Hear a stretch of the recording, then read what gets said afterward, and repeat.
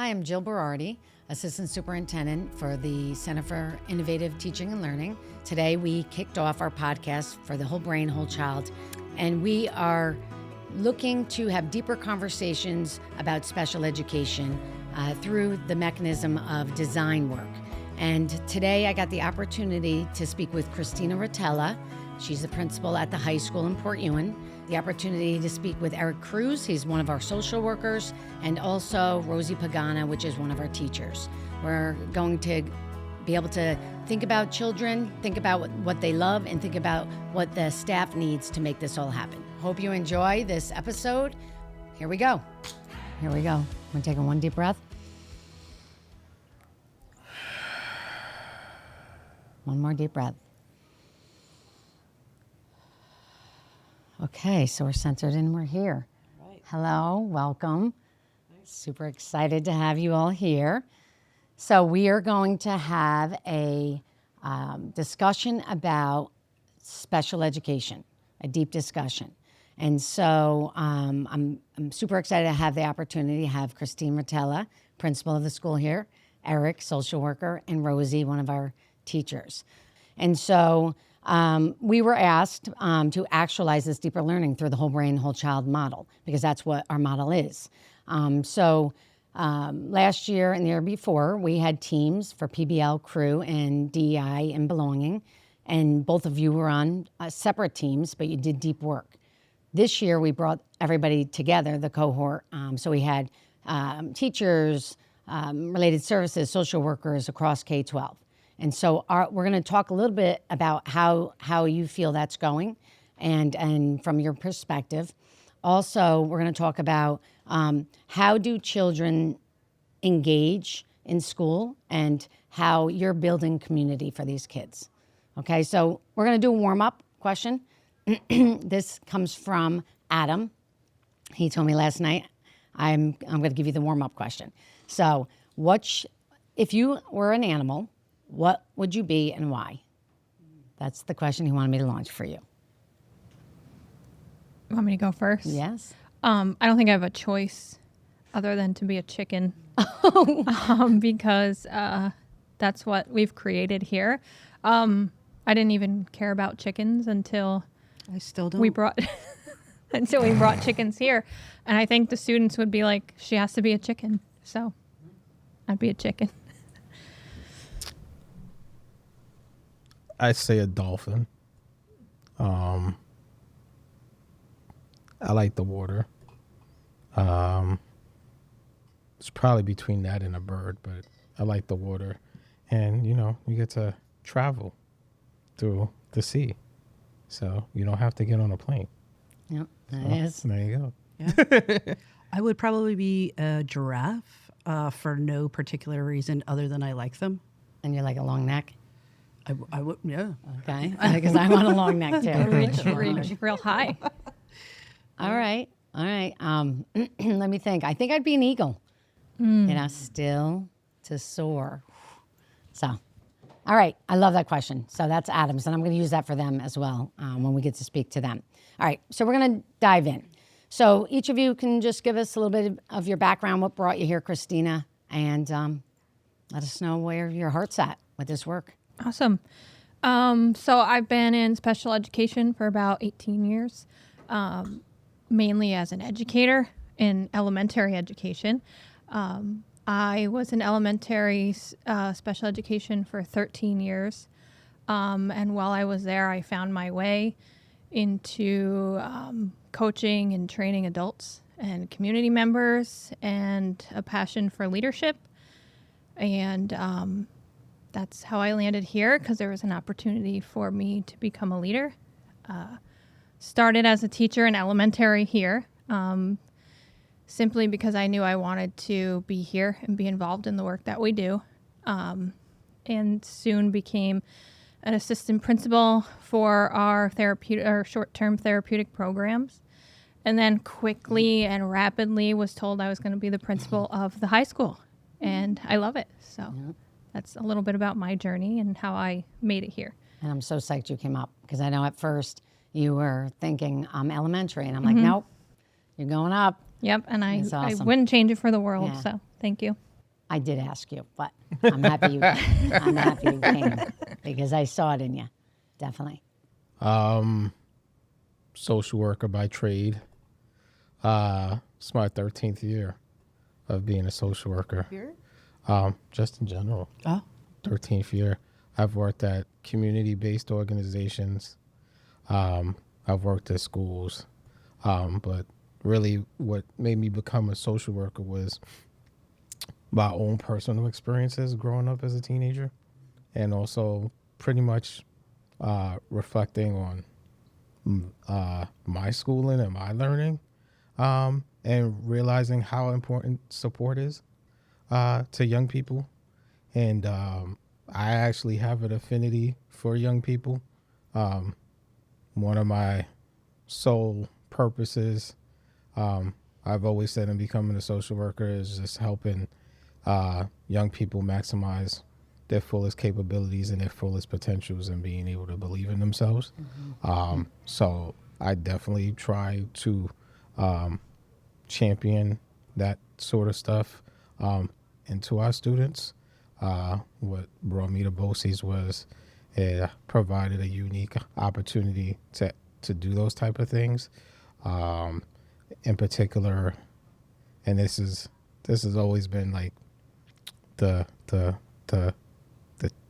tearjerker spot for me, is it's usually the students that young people that most people like view them as the underdog. Yeah, yeah. So like the ones that are counted out and that sort of things, I feel like they're like diamonds in the rough, and that they just need to be polished a certain way. And when you do that, you can see them just like flourish. So just happy to be able to help them on that journey. Yeah, to speak to that, you know, I often say all of our children that come here did not ask to come here. So their communities and schools somehow weren't able to support them. So it's really, really deep work that when they come here, and I know you all are going to be speaking about how you have a kid enter in and feel a part of the community, do a lot of crew. But it is the dignity piece that we have to look at, because they're literally leaving their community because they didn't fit in. So I love that they're here with us, that with educators and humans that love them. So thanks. Wow. So I had a pretty long journey to get here. Before I became a teacher, I worked, just like happened to need a job and started working with people with disabilities as a direct support professional, and kind of worked my way up within that agency, and thought, well, this is something that I really expected or wanted to do. Like, it was not on my radar to work with people with disabilities. And then I said, oh, let's just go back to be a teacher. Let's get more involved. And so I did, and I've been teaching for 15 years, I guess now. And when I relocated down to this part of the state, I was at a different BOCES. And I wanted to do summer school, which was much closer to my house, which was one of your programs, and got totally bamboozled into this like magical land. Yeah. Right. And Who interviewed you? Christina. Is it Christina? Yeah.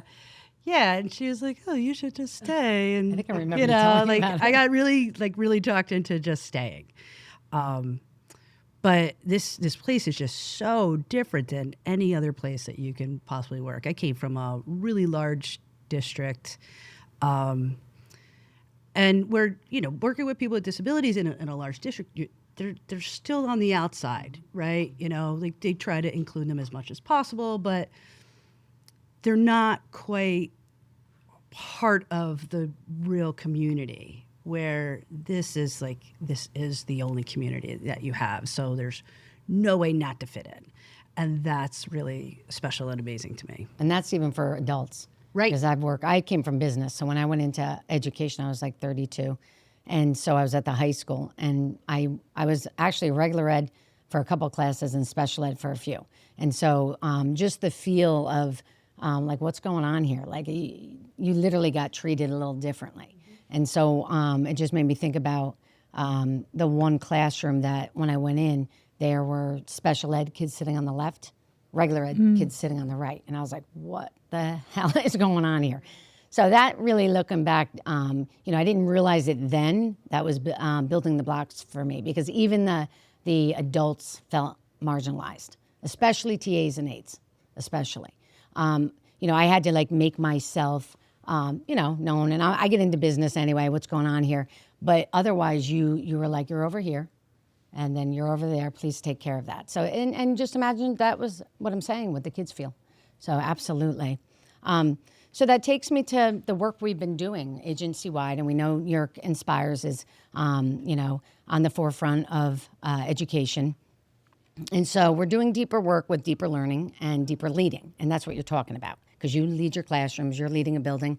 Hopefully leading you all and giving resources, because that's what you really need, is resources, support, and any real professional learning you want, too, and access to go get coffee and create your own coffee. Yeah. So I woke up this morning and I was thinking about, do you remember when you get up and you feel excited if you were going somewhere? It was like you're going on a field trip, or you met somebody, or and I was thinking about back to school, because I was not a great student. I literally was in the corner. They were telling me to shut up all the time.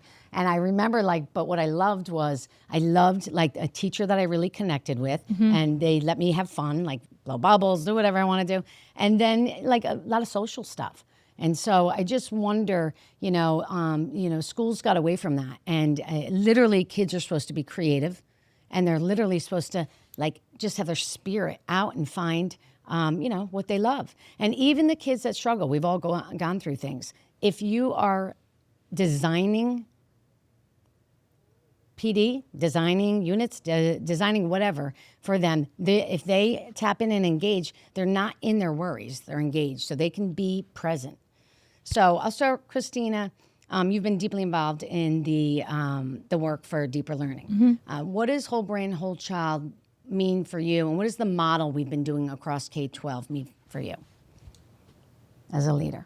So, I'll start with when I first started with Ulster BOCES and being here, I came from teaching students single words, to sit in a chair, to stand up, to follow me, to walk with me, to comply. And whereby it was rewarding when they were able to do those things or say new words. It was really exciting.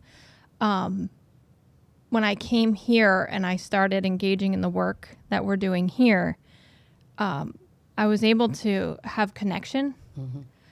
And that connection is so much deeper than the excitement of a new word. And I talk about that all the time, coming into the high school, and some of our students on the first day, their hoodies are up and they're cinched and they don't want to be seen. And now they're in my office telling me about their relationships, just barging in, talking to me about whatever they want to talk about. And it's totally okay, because that connection is way more than a simple word, or to be able to comply with a demand. And so that's a feeling, and that's part of what makes me so excited every single day.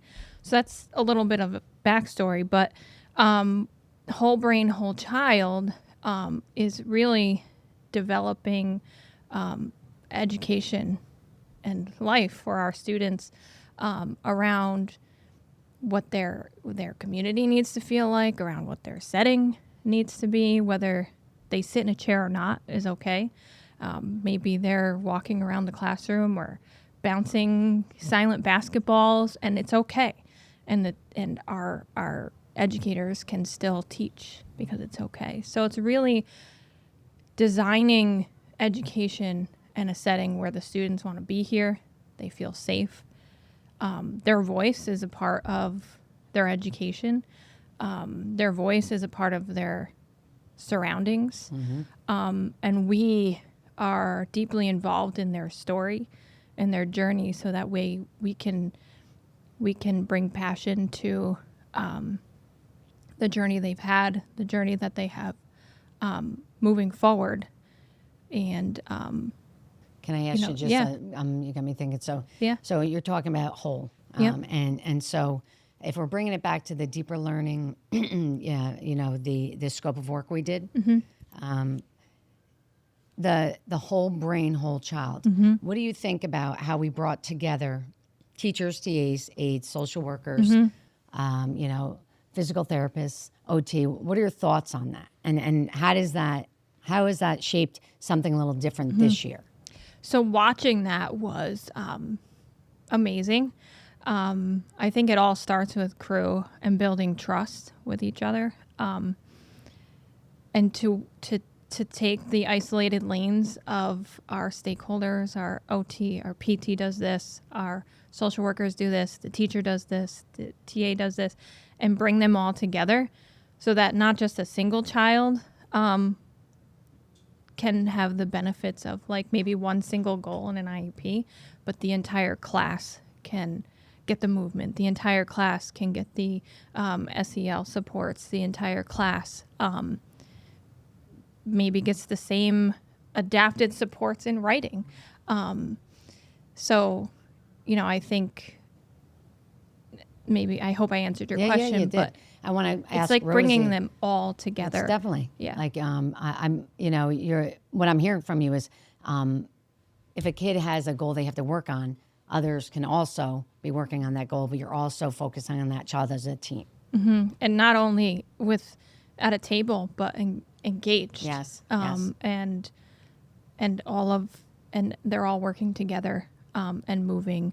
And it was just phenomenal to watch. At first, everyone's like, oh, this thing that we're doing. And now it's like, oh my gosh, that felt so good. So, being here, watching all of you, that was also really rewarding. Well, you're not just tapping in on one goal for one student because you have everybody working together, like your social workers working on their particular goal for each one of those kids in that big way, or the related service providers are also working on their goals all at the same time while incorporating their educational goals. So like it really is the whole child and everything that surrounds their particular needs.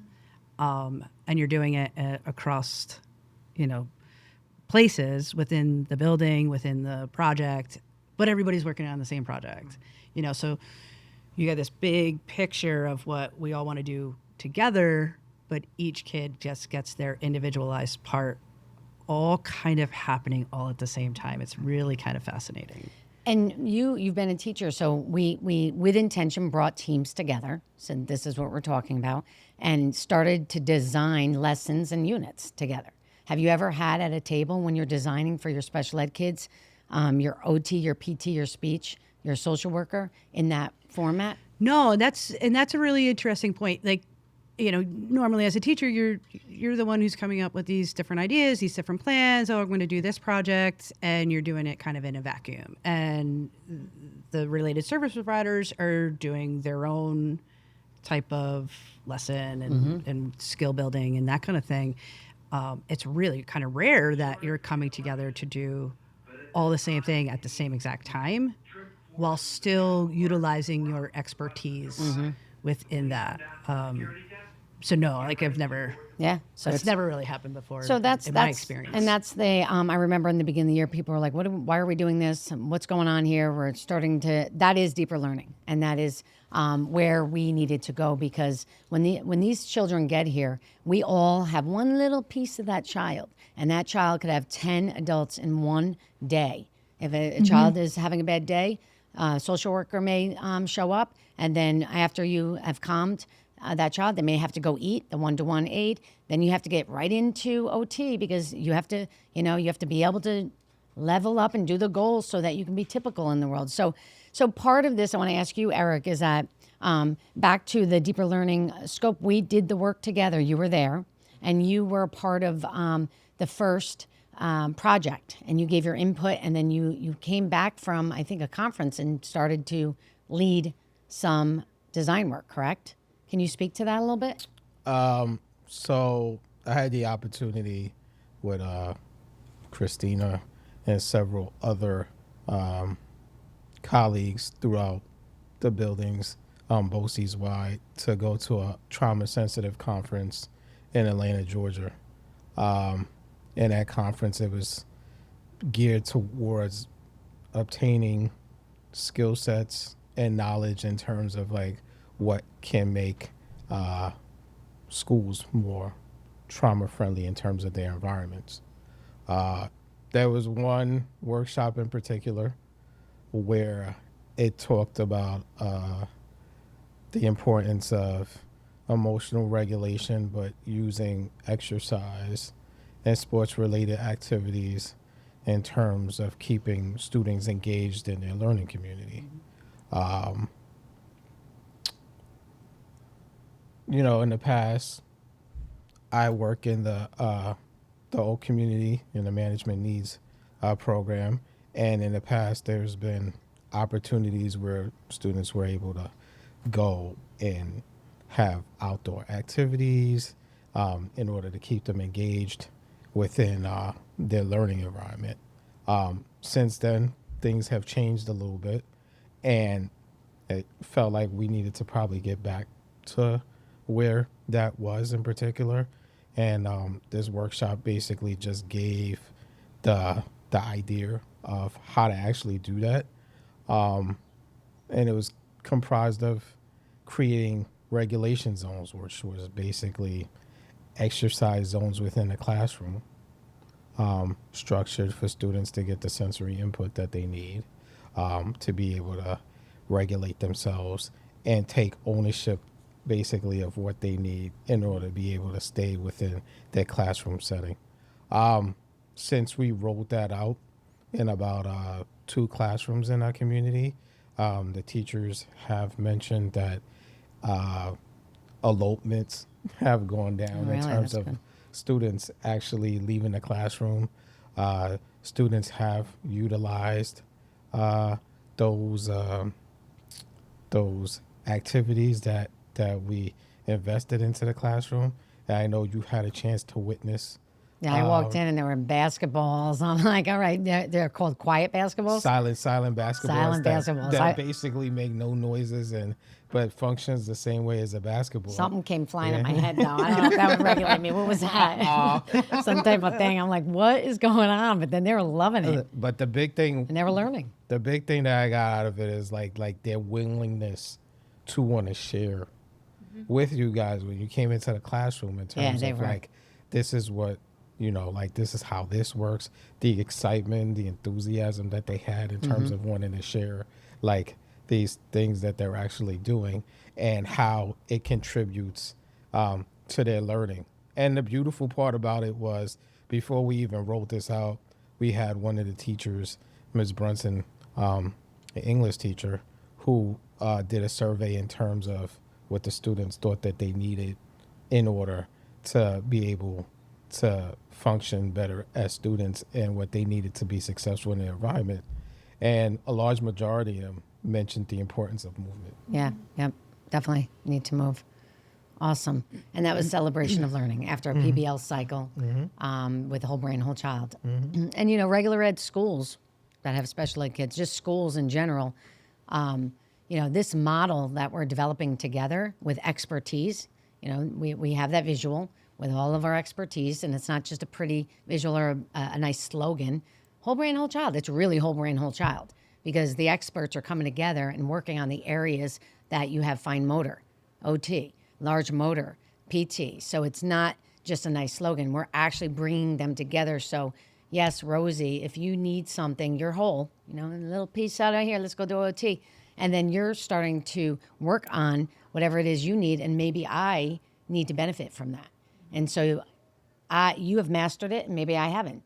But the dignity piece in that is that we're doing it together throughout the unit over and over. Otherwise, it's just being pulled out, and they're working on something that is really hard for them, so that when they come back, they don't want to do that. If they're going to do that, they're going to want to shy away. But if we're just doing it because it's a dance party and it's implemented intentionally, that's what's behind Whole Brain, Whole Child and infusing IEPs. This was the first year ever in my 20 years I've ever had teams together like this, whole child teams, and really looking at a special education student, a child, like this, like, oh, wow, we can actually help them to calm down and do the things that they have to practice over and over and over that they're not good at, that they're deemed not typical or going to be ready for the real world. I mean, it's so I'm excited about these, the deeper learning, and I'm excited about the 2 projects a year that will continue because we will be coming together to understand what that means. And so it's going to be great for kids. So I just want to shift a little bit. So let's talk about a little bit of belonging, and we're deep into crew, and you believe in that. So talk to me a little bit, Rosie, about crew and how you start your day and what's going on in Level Up and what sparks the kids. What are they interested in? All right. So, when we start, Level Up is our really everything, right? So we run our coffee shop. We do upcycling of material and woodworking projects. We take care of the chickens. We do a lot of catering for different events within the building. We open this up. So this is available to staff all day long, Monday through Thursday. Sometimes they forget that it's not on Friday. Why don't we have Friday? And Friday is just for the rest of the students, right? So we've created our own currency here, and the kids earn money throughout the week, and they come down and they're able to purchase all the food that we've made, the slushies. We usually have a big meal special for the day, and we open up a gift shop. So all the things that we make and we sell to the kids. And that's been a really interesting process too, because like you'll have some kids who have to really sit there and make a choice. Do I really need this other brownie, or it's my sister's birthday and I see this gift that I think that she would really like, and they choose And somebody then else. the brownie. No, I'm just kidding. So that's and we bring it all. The whole community gets to be able to be involved and experience this this whole situation as Did you well. utilize that for your PBL cycle? Did a team come together? Was there something with this piece that you did for the project? No, our project we partnered and did a beautification piece that's outside of the gym. Within our community gardens, we had these buckets that we plant herbs and different kind of plants or whatever it is. Yeah. But they were just these like plain blue buckets, and we walk past it every day as you're on your way into the building. You're like, well, that's so boring, and everybody sees it. The people walking down the street see it. So we decided to redo it, and like how can we put our personal touch on it. So the kids learn the process of sanding them down, cleaning them. We were able to take them to the Lowe's and pick out their own specific paint. And if you really notice like who picked what, it like really matches who they are. It's really fascinating. And then they sat here all together and they painted. And that was that was really cool because we had kids who normally are unable to stay in the same environment with each other due to their sensitivities to different noises or whatever it is. And they're all in here together and they're all engaged and they're just laughing. And one kid is helping another kid and like, oh, you missed the spot. It was really, really cool. And one of the students, after we put the buckets back and we set it all up, we stepped back and he said, I just left my legacy on this school. When I'm gone here, that's still going to be here, and I'm going to know that I did that. Awesome. Yeah. If you had any money you wanted to design in here with the kids, what would you move towards? Oh, this could be so big. Because we know Dr. Shanker's listening to this. Yeah. So we're going to get some money. Like I want everything. Yeah, what right. is it? Like I want to Say turn it. this into a diner. Okay. Where anybody can come in. Then it's just open all the time for students and staff can come and sit and have lunch with the kids. And a lot of times it happens. They'll come in for a cup of coffee, they'll sit and they'll hang out with the kids and just chit chat for a little bit. But but it could be such a bigger scale of what we could do and what we could offer, and kids just working all the time, and we have to grow in the terms of like student. We're trying to mold the students to be the daily shift supervisors, and they're monitoring each other and they're coaching each other, and us taking a bigger step back and doing less. I want to be able to expand this, and then like this just the first step, right? Like you work here, and then once you've learned those skills, we find a similar job of something that you like outside in the community, and we're able to, have a job out there, bigger. We got to go Awesome. bigger. We're going bigger. So, we're going to get the CTE Center, which is going to be awesome. I mean, we're talking, we'll get the whole culinary space. We'll have a little cafe. It's a little cafe, really. So there's going to be 4 hubs, and we're going to get to design together through that. That's going to be phenomenal for our kids. And so we have space in there, and so we'll get to dream a little. Yeah, and right now we do multiple things. We have the shop going on. We do the woodworking projects. We do whatever maintenance stuff comes in. Somebody says, "Oh, can you put the shelf together?" We put the shelf together, and that's really great. And it's all stuck in one thing, and so kids just tap into each little section. But there's more that they want to do. Right. So if we had bigger sections where you're just doing the woodworking part for a marking period, Like the CT Center. right? That's what we're doing. Right. But Yeah, then they that'll be can just good. go to They can each one. rotate them. Rotate them. Right. So they get it on a bigger scale, and it's a little bit more focused. Right now, we're always like, all right, while you're doing this, you're over here, chopping wood. Right. Yeah. And that becomes difficult because, sawdust. Yeah, it's small, but it's beautiful. I've seen growth within just this year. Christina, we were last year, you launched the Workplace Learning Challenges, and it was awesome for the kids. Can you just talk about, how that project brought the community together and what they did for the cafeteria? Oh, sure. And we gave them a budget and, brought, people in to listen. So that was like kind of my big first, workplace learning challenge. I learned a lot from it. The students were so excited, right? Like they would see you and Jonah and Amanda come in, and they're like, "This is our time." Kind of like the staff. This is our time. We gotta get her. But the time that went into that, whereby they did research, like on different cafeterias, within different schools, furniture. They researched furniture. They picked their colors. They the big thing was a salad bar. Like we didn't think that would come up, right? But they wanted the salad bar, and to watch them over the couple of months do all that work and then pitch it to you guys with so much courage, right? They're standing up there in front of you because they're going to get it. And then also to hear your feedback, like, oh, maybe we should switch this color, or you know what, we really can't get the ice cream machine, but we'll do the salad bar.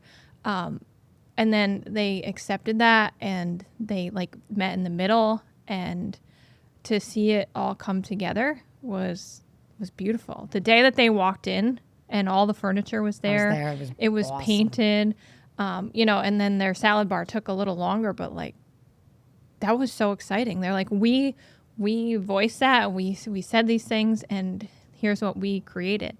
And they continue to create. I mean, they're creating murals on the walls. They're working on a name. Yeah. What's it going to be called? Good. So just the joy. Yeah. And pride. pride. That's kind of what I'm talking about when they had to leave their own schools. They're probably constantly working on something, or somebody's fixing them. And it's so awesome that they get to come here and chill out, be who they are. They can, if we say dysregulate, it's a being human. They're probably tired. Yes, we have some extreme cases where kids have medical, and we have some extreme cases where kids, they have a lot going on at home. But in the end, this is what they need. They need to be able to have the spirit of I'm going to go chop some wood, whatever it's going to be. And so that is literally deeper learning. And so designing with intention spaces, designing with intention with your team, and allowing for opportunity and access. And that's really what we want to continue to build. Because often kids, with IEPs, if they're not more mainstream, where are they going after? What are we doing? So that's some of our work. Some of our work is like getting a team together, workplace learning. I know that you're really interested in this work, transition, social workers, and start to really plan out what can this look like for them if they don't go to college? What can it look like for them if they're in life skills and they really struggle? They're not going to just be able to come in, and they may need a one-to-one even when they work, but they need more social hubs. So like some of the work is beyond just these walls. So like to your point, get them out into the, into the stores, into industry, into just botanical gardens is just really good for their soul. So I guess I would ask, what do you want to see? Next year, we're going to do these projects again. We're going to do it. It's K-12. It's something that is a signature experience we do together and we believe in. Whole brain, whole child. You've been there. You saw the template. That was with literally listening to everybody that came together from the PBL crew and DEI teams that we became triads, really, when you all came in. And we designed this template.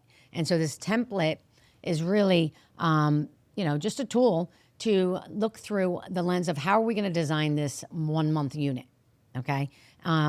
What do you think is next steps for next year? What would you like to see? Because you saw how we had Superintendent's Conference Day, 300 people together. That's a launch.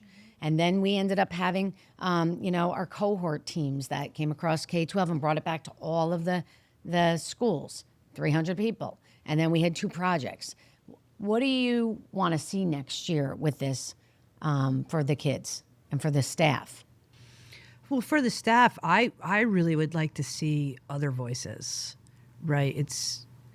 We're very much a cohort of teachers, social workers, related service providers. I want to see aides voices. I want to see TAs voices. I mean, it's a resource and they have a skill set that we're really not tapping completely into. And I feel like if we're using their voice more, they'll take more ownership and have less fear to jump in and be hands-on and be engaged. And how, I agree. And I know we had, the first year was, certain, stakeholders, and we brought them together, and then we added in some OTPT because we didn't even have any OTPT at the time. Remember, we added them in, a couple one-to-one aides. But how do we do that then when you know that you can't take everybody out? Because we did, we had 3 times this year. We took 50 of our staff members, try to mix it, stakeholders, come together, have an awesome day, and bring that energy back, which you did in faculty meetings. But how do you do that then? Like, what does that look like? Because you can't just all leave school. You know what I mean? Like, what is something that you think we could do? Because it is important. The one-to-one aides are with their students all day long. They probably have the biggest impact on that child's life than anybody else, right. Literally. So I agree 100%.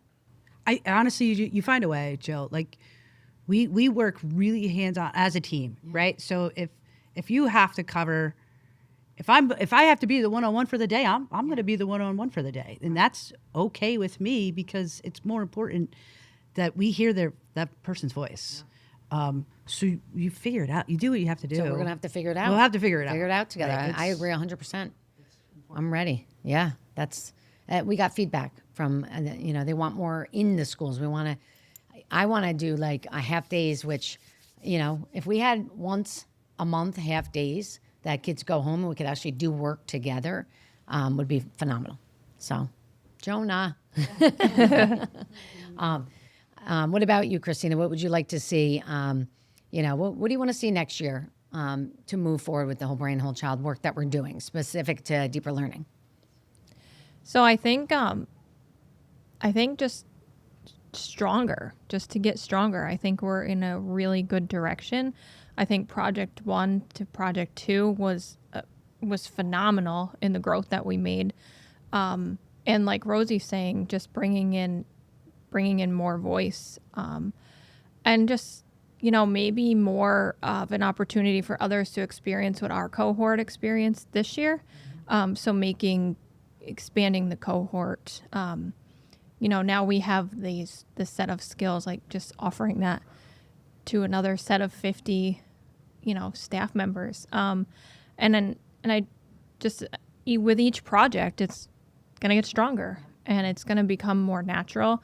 And then a big goal for me is more animals.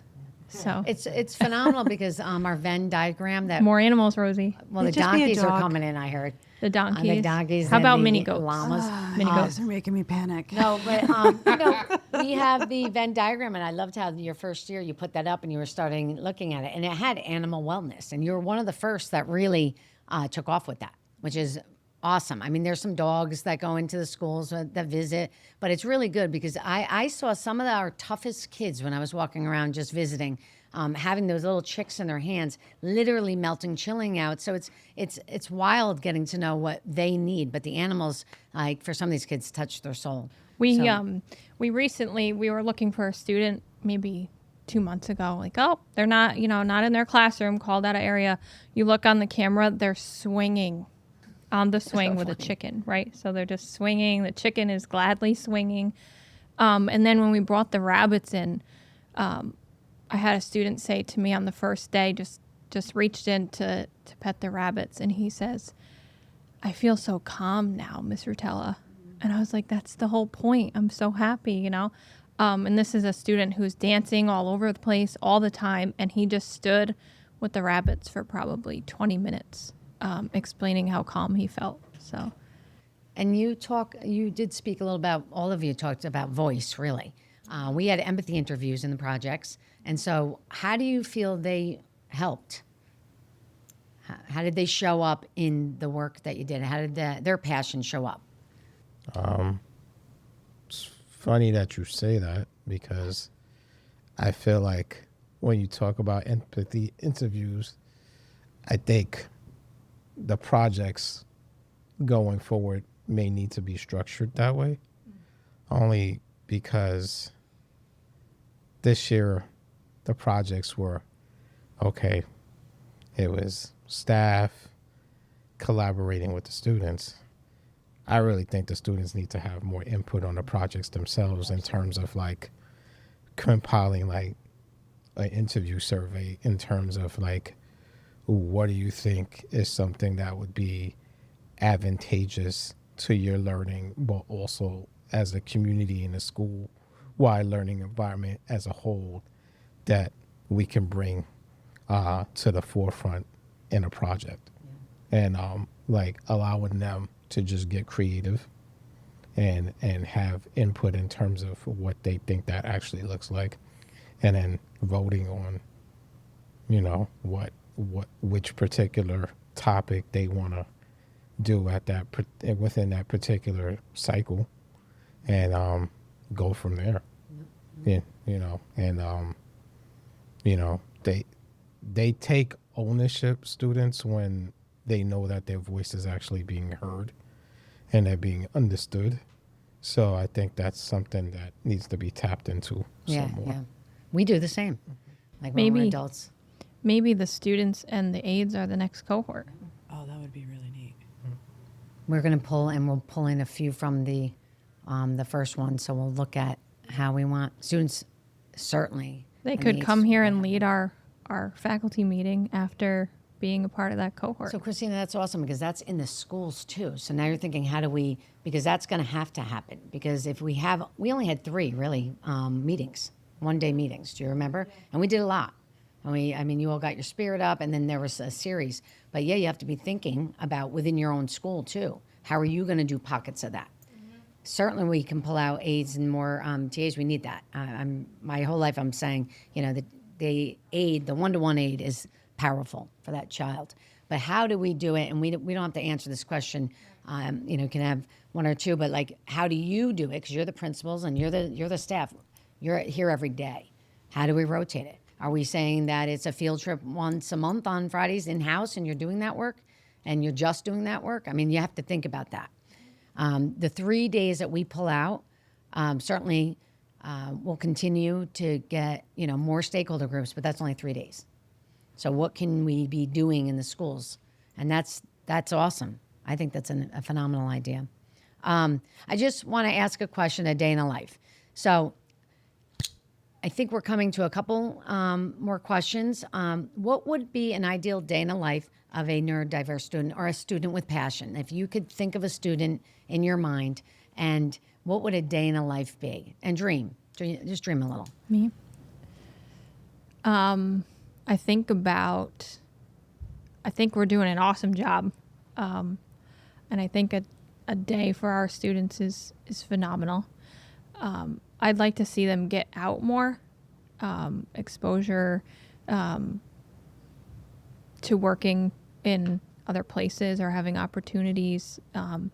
Like when you went to the cafe this year, they had an opportunity and a real life experience. So I would love to see more of like internships or getting out and being able to work within the community. And just continued flexibility around understanding their needs and continued growth in making this their safe space. Overall, just a continuation of what we're already doing, really. What about you, Aaron? We do this already, but definitely getting away from like the traditional way of learning in terms of like sitting at a desk and just like having this expectation that students supposed to be focused all periods throughout the course of a day, sitting And at focus looks a certain way. Yeah. and that's focus looks a certain way. But my thing is just like bringing students' visions to like life. Like basically, like I have a student who tells me repeatedly, I hate school. And I'm like, all right, that's okay. Like what can we do to make that, like what do you need to make this more of a comfortable environment for yourself? What's your role in the classroom? Because it's not typical. We have, our schools are not typical to the regular districts. Generally in the regular district, you see a kid, you're in your office and that's it. So what is your role in that piece? What does your day look like? So my day is completely unpredictable. I deal with management needs students. So these are students that like their external behaviors definitely come to life on a day-to-day basis. I've taken the responsibility of making myself as visible as possible. Like when it comes to the community, making myself accessible to the teachers and that sort of thing. I think that helps and bodes well more. Do you go in the mornings? Do you have a regular All day. pace? But sit with crew? I mean, is there something that ritual? I do go in the morning, gauge in terms of how they're doing, how they're feeling, that sort of thing. Any particular needs that the teacher thinks needs to be addressed at that particular moment. Couple times a week we do community circles in terms of like sitting together and like getting a gauge as a whole in terms of like what that actually looks like in terms of like each classroom engaging with each other as a community. Sometimes it might resort in outdoor activities because I'm a firm believer at like that students need particular movement and that sort of thing. And then there's the individualized sessions I have with students, and of course crisis situations that may pop up frequently at times. And you're saying it lightly. There's a lot on your plate at times. Kid can go into a deep crisis or go to the hospital or something like that. And we use the word trauma a lot. And some people don't like that word. Regardless, humans go through some things, and you've gone through some tough things with these kids. Do you feel that parents are supportive, and you feel like you certainly have good relationships with the kids because you can see it? And so that trust alone is key, because if you don't have that, when a kid goes down in crisis, there's no like rationalizing. And if they're allowing you to go with them, if they go to the hospital or just sit with them, I mean, it's pretty big. How do the parents feel? Are you able to get connected in? As adults, we have many different hats that we wear and many different responsibilities. I learned early in my career from other people that was able to guide me is like the best thing that you can offer any person in life is to show that you care. And when you do show that you care, it bodes well in terms of like creating relationship and people wanting to like partner with you more in terms of like basically just hearing more of their story and where they're at that particular moment and where the struggles may lie within the family. And that helps well more in terms of like working together. It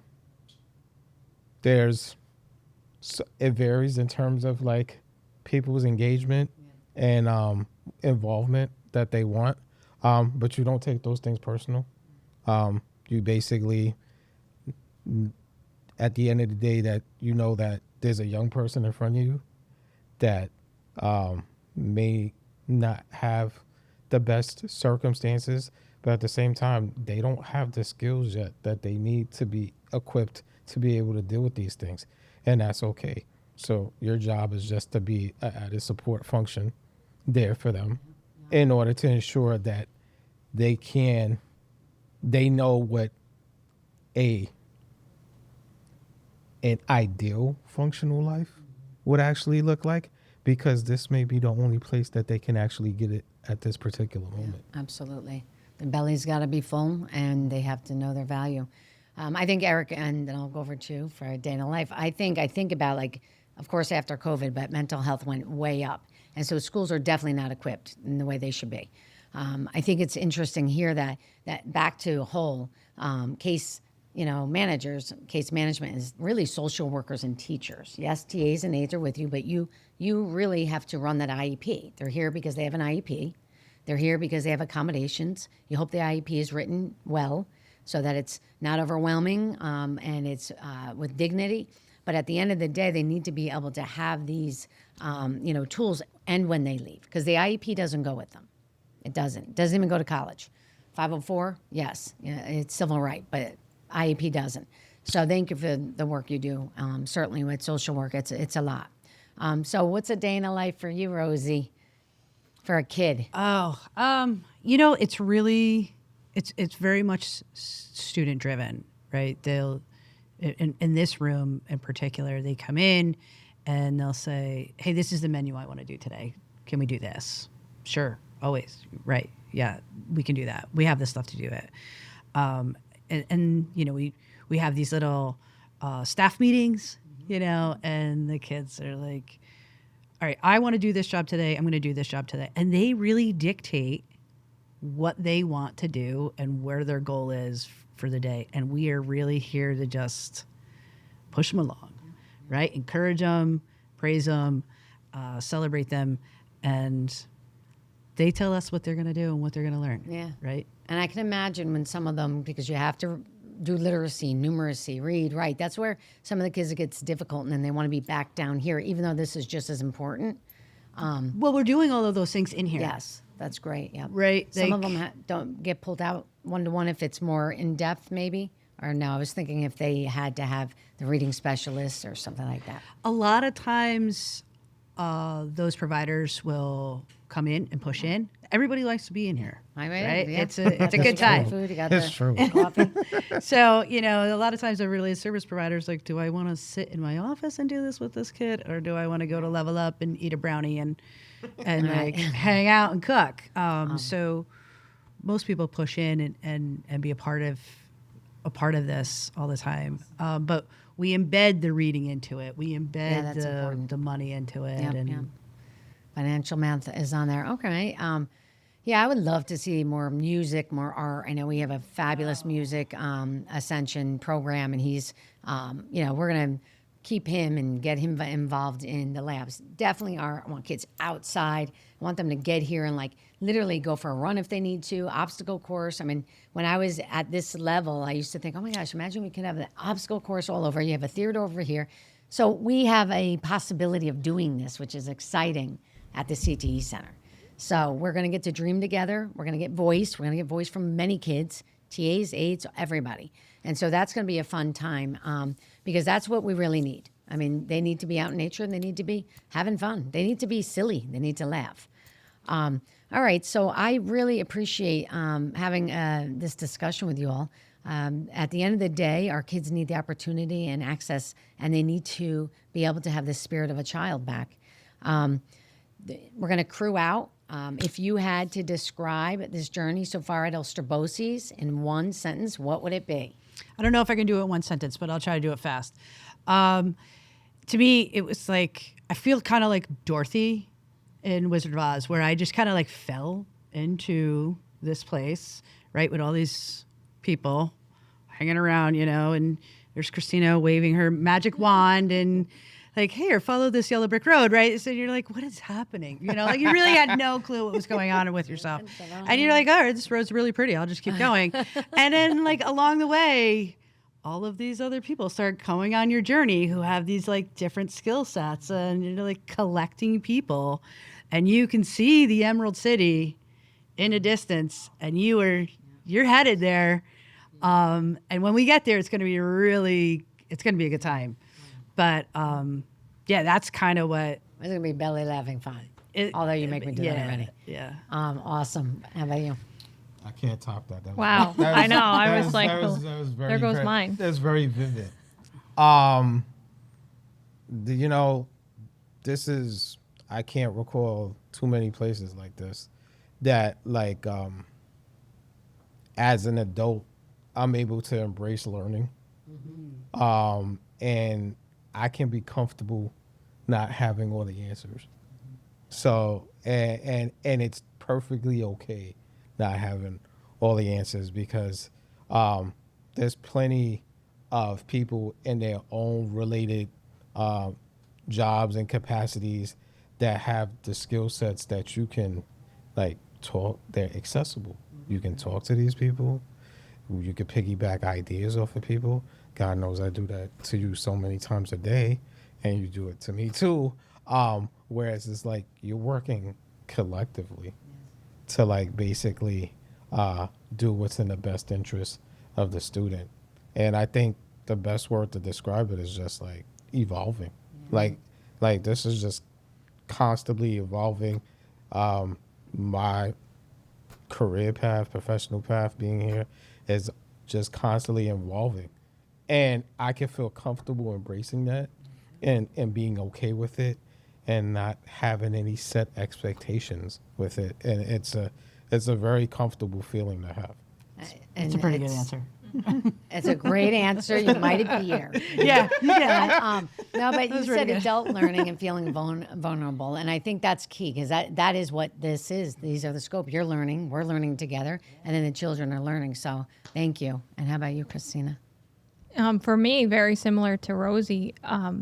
I've never really chosen my pathway. It's been chosen for me. I've always landed where I need to be in the time that I need to be there. And I feel like I'm here now. The connections are phenomenal. The support is phenomenal. And the journey is just going to continue. And I think I keep saying that in all of my answers. The journey is going to get stronger. It's going to continue. The connections are going to grow. And that's all that we need. Yeah, we're such a place that lets kids dream big, but you allow us to also dream big. I was going to say that the staff have voice, the students have voice, and everybody's allowed to dream. It all comes to me, and then it comes to you, Jill. And I'm like, this thing needs to mama. Right. No, have I mentioned lately we still need a car? We need a car. I know. They want a van. They want a van. There's one other piece that I forgot that is very important in all of this. And I've said this in crew circles with students and stuff, which was like, just thank you for allowing me to be me. Yeah. Which is like the students and the people here just allow you to be who cool. You don't have to be anybody else but yourself. That's and right. And that's enough. Right. Right. Well That's how said. you should feel. And you know what? I got to be honest. This can't happen without truly a vision. And there is a vision. And I'm going to bring it back to this leading deeper learning. And there is a vision with us. Not like we actually did this work together. We were charged with making the deeper learning, deeper leading actualized by our special education. We took voice from everybody and we designed this project-based learning model. And it's pretty phenomenal. It has everything you're talking about, nature, animals. We have all of it in it. So it's there. And I think even the kaleidoscope, like that picture is like, people are like, yeah, that's a picture. That's all of you in there. If you have a vision, which you do, and you stick to it and you care about children and your staff, this is what you get.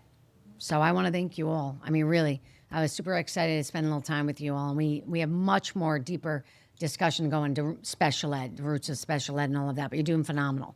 And it was exciting. And I love my queen cup. Who did this one? It's a model. This Yeah, is like, it's queen. I'm the queen for a day. All right. Thank you. Thank you. So- Thank you. Thank you.